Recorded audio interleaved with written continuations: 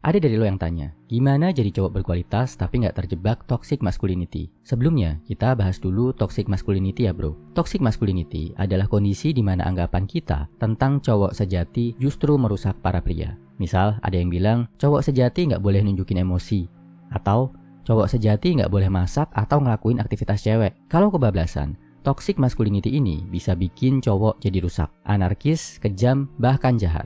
Nah, biar terhindar dari hal ini, biar lo nggak salah paham tentang persepsi cowok sejati yang sehat, kita bahas yuk bro. Nomor 1, cowok sejati boleh kok bro mengeluarkan dan merasakan emosi. Kita manusia bro, nggak mungkin manusia biasa bisa kebas, nggak merasakan emosi sama sekali.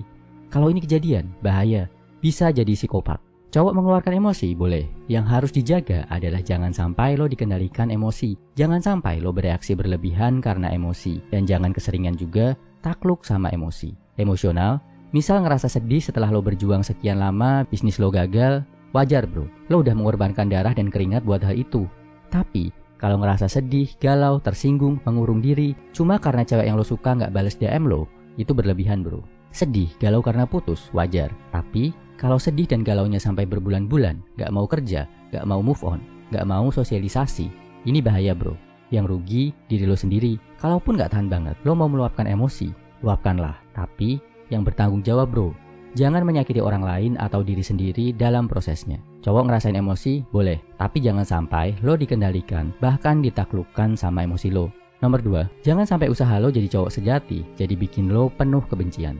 Terutama kebencian ke cewek, atau kebencian ke sesama manusia.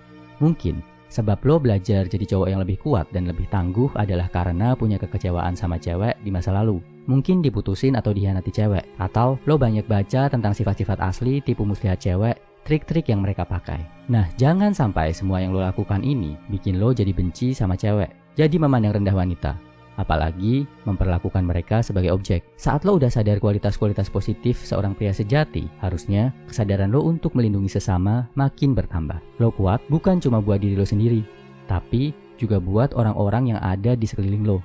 Wanita gak perlu dibenci, apalagi sampai dihina dan direndahkan. Bahkan sebagai cowok, lo wajib melindungi dan menjaga wanita-wanita yang lo anggap penting dalam hidup. Kesimpulannya, pastikan lo gak terjebak dalam toxic masculinity dengan menyadari dua hal ini. 1. Bukannya gak boleh merasakan emosi sama sekali. Yang harus lo jaga adalah gimana lo bisa mengontrol emosi, bukan ditaklukkan emosi. 2. Jangan sampai usaha lo untuk jadi pria yang lebih berkualitas bikin lo jadi pembenci wanita. Terus berjuang, jaga semangat lo, dan jadilah pria sejati bro. Semangat!